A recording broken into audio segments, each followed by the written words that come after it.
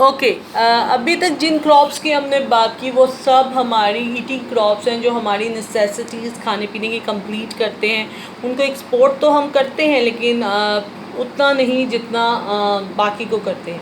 But now we talk about the cash crops. Cash crops यानी वो crops जो अपने यूज़ में तो हैं, लेकिन उसके साथ साथ हम उनको इतने लार्जर स्केल पे एक्सपोर्ट करते हैं कि उससे हम जो है अर्निंग करते हैं, हम पैसा कमाते हैं। Cotton is our leading export. Cotton base number 1 पे आती है। Cotton likes high temperature and moderate rainfall.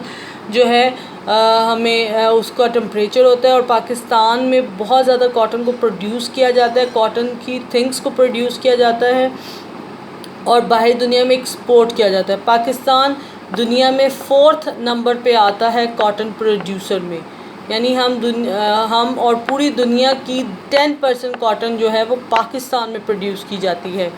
Pakistan export raw cotton as well as textile, cotton cloth, cotton yarn and manufactured to different countries. Cotton textile form the largest industry in Pakistan, which employs about 40% of industrial work force. मतलब 40% जो industrial work force है वो cotton tech industry से है। Karachi is the largest cotton textile and centre, followed by Faisalabad and Hyderabad. मतलब कराची के बाद हैदराबाद और फैसलाबाद, अगर आप लोग गए हो तो वहाँ पर बड़ी बड़ी कॉटन इंडस्ट्रीज़ हैं, जो मतलब कॉटन की फैक्ट्रीज़ और बड़ी बड़ी वो इंडस्ट्रीज़ हैं जो बहुत लार्ज नंबर में रॉ मटेरियल को कन्वर्ट करती हैं प्रोडक्ट में। तो cotton is basically our cash crop. The second one sugar cane गन्ना is the second largest cash crop for us. This is the most important cash crop after cotton. Sugar and gur are made from sugar cane. Sugar cane needs high temperature and plenty of water. 3 major sugar cane growing regions are in the Punjab, Sindh and Khyber Pakhtunkhwa. Pakistan produces 83% of million tons in 2017, और sugar cane जो है वो तकरीबन हम 30% produce कर रहे हैं। The sugar industry is one of the largest industry in Pakistan. बड़ी इम्पॉर्टेंट इंडस्ट्री है हमारे लिए, और हम इसको अपनी लोगों की नीड के पूरी करने के साथ साथ बाहर भी एक्सपोर्ट करते हैं। Tobacco, this is also an important cash crop. The basic tobacco growing areas of Mardan and Peshawar. वो जो टबैको जो है वो भी हम एक्सपोर्ट करते हैं। उसके बाद ये तो सब हमारी दूसरी क्रॉप्स के बाद अब लाइव स्टॉक यानी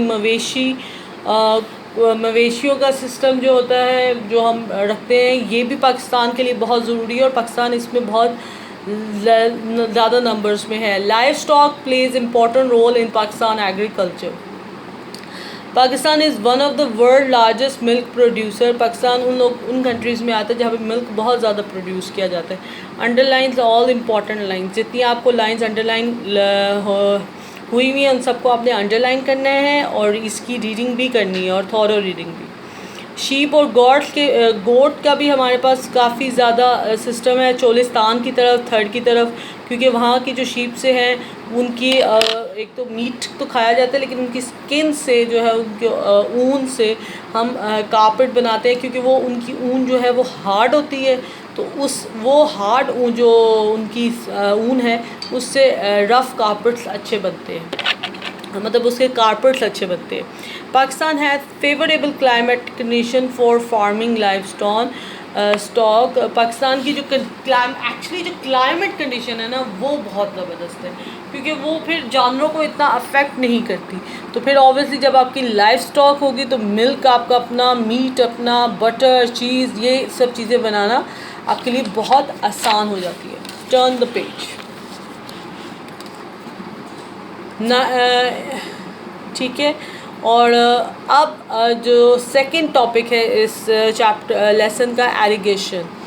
Pakistan is a Pakistan is a dry country. Pakistan में पानी उस तरह नहीं है, बेशक हमारे पास 5 रिवर्स हैं, लेकिन उसके बावजूद कुछ रिवर्स का पानी तो इंडिया से रुक जाता है, कभी वो ज़्यादा दे देते हैं, कभी वो रोक देते हैं। जब हमारी फसलों को पानी की ज़रूरत होती है वो हमें पानी प्रोवाइड नहीं करते। जब वो हमारी फसलें तैयार होती हैं वो पानी को खुला छोड़ देते हैं, जिससे फ्लड आ जाता है और हमारी फसलें जो हमारी क्रॉप्स हैं वो जो हैं डिस्ट्रॉय हो जाती है। फिर जो रेनफॉल है, यानी जो साल में 2 टाइम्स मूनसून होती है, एक विंटर मूनसून जिसको वेस्टर्नली डिप्रेशन कहा जाता है और एक दूसरी जुलाई से सितंबर की मूनसून होती है। वो पहले जो जुलाई से सितंबर की मूनसून है वो पहले इंडिया से होके, बांग्लादेश से होके फिर पाकिस्तान को मिलती है। और जो वेस्टर्नली डिप्रेशन है जो आपका जनवरी से मार्च तक का होता है वो पहले अफ़गानिस्तान और ईरान से होकर फिर पाकिस्तान को मिलता है, यानी वो पाकिस्तान को रियल मूनसून नहीं रिसीव होती। तो उसके लिए जो हमने अपना इरिगेशन सिस्टम है उसको अपडेट किया है। आप the 5 major rivers of Pakistan are the Indus, Ravi, Jhelum and Chenab and Sutlej. और उसके बाद हमने जो हमारा इरिगेशन सिस्टम है उसको स्ट्रॉन्ग करने के साथ इसका in Pakistan more than 80% of the total arable area is irrigated. मतलब हमने 80% एरिया को अरैब किया है, अरेबल एरिया को इरिगेट किया है। This means that many farmer use water from wells and canals for their crops. They can't depend only the rain because there is very little rain in Pakistan. इसलिए हमने नहरी निज़ाम, आपाशी के निज़ाम को कहते हैं इरिगेटेड सिस्टम। अब हम बात करते हैं कि वो कौन सी चीज़ें हैं या थी जो फार्मर्स यूज़ करते हैं। सबसे पहले केनाल का जो सिस्टम है, बैराज का जो सिस्टम है वो जो है वो तो ऑब्वियसली अब अप टू मार्क हो गया है। वो उसमें proper channels are called canals, मतलब उन नहरी निज़ाम उन्होंने सेट किया है। Barrages are used to divert river flows through canals to feel from away. जो बैराज बनाए जाते हैं, डैम में तो वाटर स्टोर किया जाता है ना, जो आपका बारिश का पानी है उसको स्टोर किया जाता है ताकि उससे एक तो इलेक्ट्रिसिटी बनाई जा सके और दूसरा लोगों को यूज़ किया जा सके। लेकिन जो बैराज हैं वो रिवर का जो फ़्लो है उसको डाइवर्ट करके कैनाल्स की तरफ और फील्ड्स यानी खेतों की तरफ जो है वो करते हैं। और हमारे वार्सिक, मंगला, तरबेला, बोलान, रावल हब और फिर कुछ कोटरी, पंजाब, ये तो हमारे वार्सिक्स, मंगला ये डैम्स हैं।